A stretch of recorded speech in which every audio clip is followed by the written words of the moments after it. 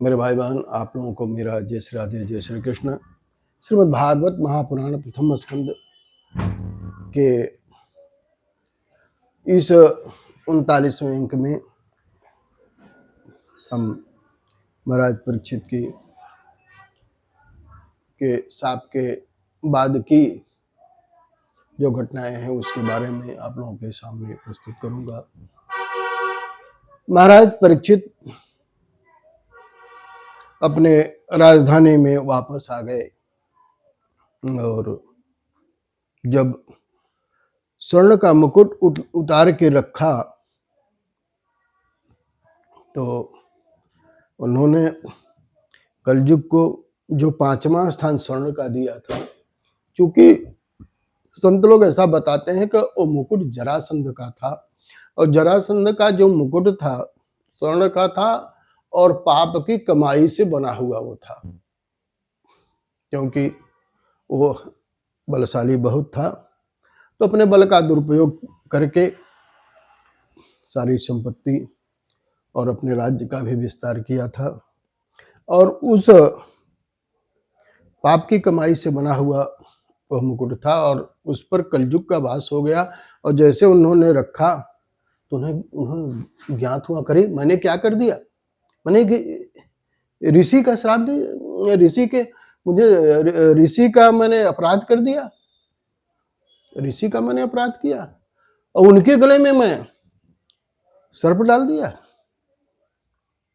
महीपति तत्कर्म गर हम विचिंत जन्नात्मकृतं सुदुर्मना।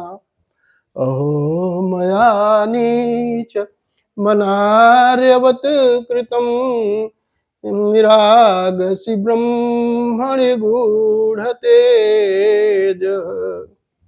अरे महाराज परीक्षित बड़े चिंता में पड़ गए।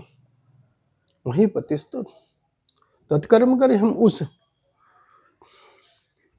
गर्हित कर्म से, उस जो उन्होंने गलत कर्म उनके द्वारा जो हो गया था, मही पतिस्तु तत्कर्म करे, हम गर्ह कर्म से बड़े चिंतित हो गए। उन्होंने कहा, अरे मैं एक असभ्य की तरह इतना गलत कार्य कर दिया, मैं अनार्य की तरह एक कार्य किया, ऐसा मुझे नहीं करना चाहिए था। जो एक ऋषि अपने तेज को छुपाए ये बैठे हुए थे और उनका मैंने अपराध कर दिया। मेरे भाई बहन, राजा परीक्षित से गलती हो गई तो उन्होंने गलती को कुतर्क के द्वारा सही बताने की बात नहीं सोची। वे ये नहीं बोले कि भाई मेरे द्वारा जो है भूख प्यास लगी हुई थी, मैं समझ नहीं पाया इसलिए मैं उनका अपराध कर दिया। ये सब बातें उन्होंने कुछ नहीं की। महाराज परीक्षित के आचरण से हमको यह शिक्षा लेनी चाहिए कि हमसे किसी के प्रति कोई अपराध बन गया तो उसे तर्क द्वारा अगर आप खत्म करना चाहेंगे तो तर्क द्वारा, सत्य जो है सत्य है, तर्क द्वारा वो खत्म नहीं किया जा सकता, बल्कि जिसके प्रति आपसे अपराध बन गया उससे आपकी दूरी बढ़ेगी।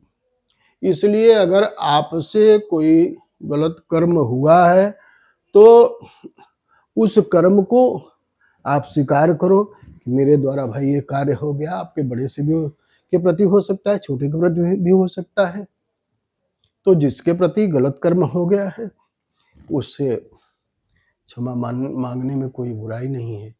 और कितने लोग रोड पर चलते रहते हैं, गाड़ी से टक्कर लग गई, उसमें भी तर्क करते हैं, आप उधर से आ रहे थे, ऐसे कर रहे थे, वैसे कर रहे थे, इसलिए ये आपके द्वारा गलती स्वयं से हुई है उसकी बात नहीं करते, लेकिन उसे तर्क द्वारा ये सिद्ध करते हैं कि गलती मुझसे नहीं हुई है। अगर गलती हो गई है, सामने वाले से क्षमा मांगो, भैया गलती हो गई, आप जो दंड देना चाहेंगे तो भी मानव ही है, वो बोलेगा, वो भी सोचेगा कि इस व्यक्ति ने गलती हो गई और सामने वाला इस तरीके का बात कर रहा है, इतना जो है झुक करके बात कर रहा है, तो भाई छोड़ो, जाने दो, हमसे भी गलती हो जाती है। तो आदमी जो है उस गलती से जो है स्वीकृति, गलती के स्वीकृति से जो है विवाद नहीं होता, और न तो जिसके प्रति गलती की गई है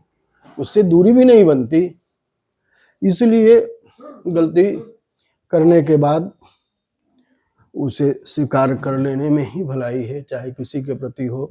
महाराज परीक्षित ने ऋषि के प्रति गलती किया है, इसलिए वो स्वीकार करते हैं कि मुझसे गलती हो गई है और मेरे गलती के कारण वो ये बोलते हैं कि कोई बहुत बड़ी विपत्ति आवेगी।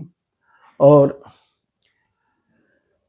मैं तो ये सोचता हूँ कि मुझे ऐसी घोर विपत्ति आए कि मेरा राजकोष जो भी है, खजाना सब नष्ट हो जाए, जिससे कि मुझसे ऐसा दुष्कर्म कभी न हो।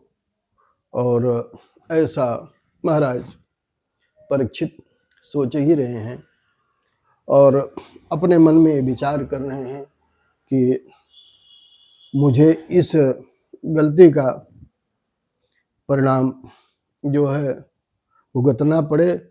महाराज परीक्षित ये नहीं कर रहे हैं कि हमसे गलती हो गई है तो भाई गलती जो हो गई उसके लिए जो है भगवान हमको क्षमा करे चारों नहीं, लेकिन उन्होंने कहा गलती जो हो गई है उसके लिए हमको घोर विपत्ति कोई आएगी, ऐसा वो सोच रहे हैं।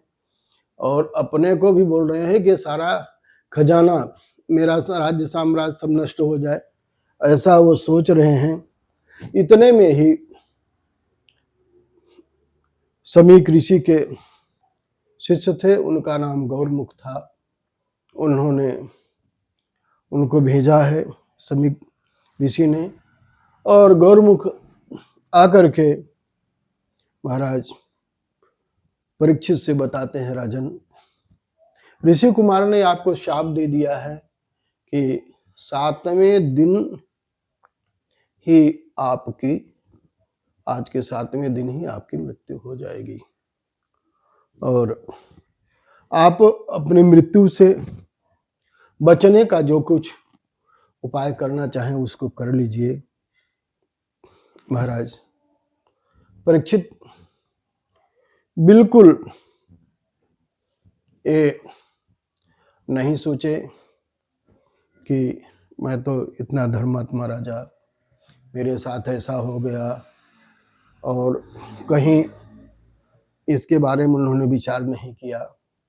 उन्होंने ये सोचा कि मैं इस राज्य के कार्यभार के संचालन में इतना उलझ गया था कि मुझे जो है भगवान के प्रति प्रेम, भगवान की भक्ति उस तरीके से नहीं हो पाती थी जैसा कि करना चाहिए। और भगवान ने मेरे ऊपर बड़ी कृपा की है, बड़ी करुणा की है कि मुझे इस राज्य साम्राज्य को छोड़ने का अवसर प्रदान किया।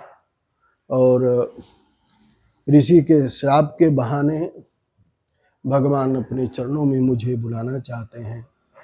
और महाराज परीक्षित तुरंत राजपाट का त्याग किया है। जन्मेजय को उन्होंने राज्य दिया और फिर जो है घर से निकलकर चल दिए हैं। शेष अगले भाग में, तब तक के लिए आप लोगों को मेरा जय श्री राधे, जय श्री कृष्ण। मेरे भाई बहन, यदि आप लोग चैनल को सब्सक्राइब, लाइक, शेयर नहीं किए हों तो कृपया सब्सक्राइब करें, लाइक करें। और भागवत संबंधी किसी भी जानकारी के लिए मेरे नंबर 9827980269 पर आप संपर्क कर सकते हैं। पुनश्च जय श्री राधे, जय श्री कृष्ण।